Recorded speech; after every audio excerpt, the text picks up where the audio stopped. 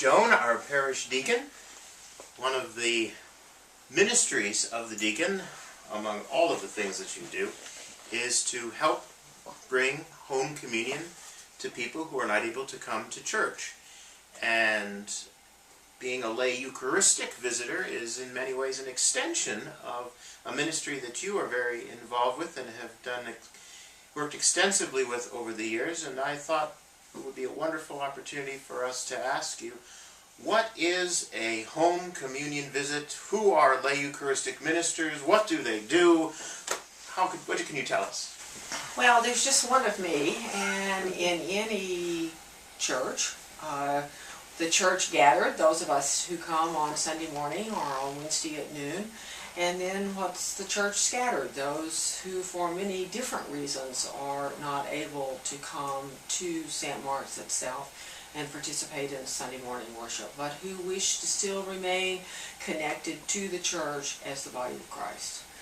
And so there is a group of people who are licensed by the diocese to take communion to folks who for a long period of time are not able to come. This is not someone who has the flu and isn't able to come this Sunday, but someone who is ill or has become elderly and frail. Someone perhaps who is taking care of another person that can't be left on a Sunday morning.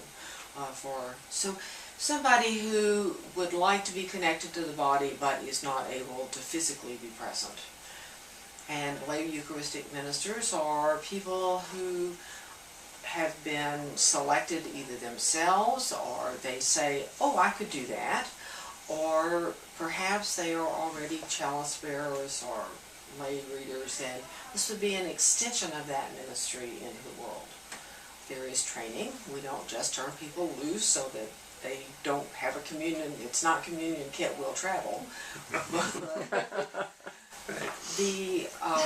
So that one is comfortable sharing the sacrament in a sacramental way.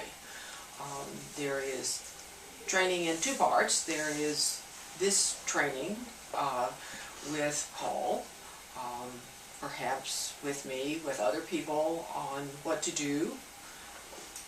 There is then the diocese requirement that everyone must do safe church. And for persons who are licensed by the diocese, safe church, the first time through, must be done in person. There is an online refresher renewal, and some persons can do it online the first time, but not anyone who's licensed by the diocese. So it's a little bit like the training to be a lay Eucharistic minister, that we can be introduced by it by video, we can be refreshed and reminded often by video or online, such as these videos help with lay Eucharistic training. But it begins, Safe Church begins with an in-person set of training requirements, just as this series begins with a session that are scheduled throughout the year with yourself or with me, in which we really have a hands-on answer question format type of presentation to go through. It's very important that people are aware of the policies and procedures of the diocese. Unfortunately, this has all come from the fact that there are people in the world who forget the dignity of all people and creation, who have behaved in unethical ways, and so it's put the burden upon the church and other institutions to make sure that people who are frail in many different ways, whether they are young children, whether they are very elderly, whether they are ill, but they are safe in the presence of those who represent the church. So that is Safe Church. That's Safe Church. It's about 6 hours. The first part of it, even for lay Eucharistic visitors who, for the most part, don't go see children, though I can see that perhaps if there was a child in the parish who was chronically ill, indeed, and had been baptized, that the Eucharistic visitor would go and see the family as a group. Mm-hmm.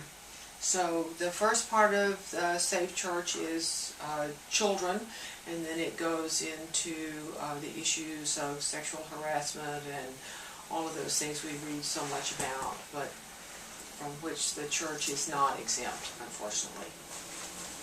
Right. So a number of the things that we do to prepare to be the best lay Eucharistic caller that we can possibly be, and as responsible as we can be as Christians representing the church in the world. Yes, So, thank you. Yes.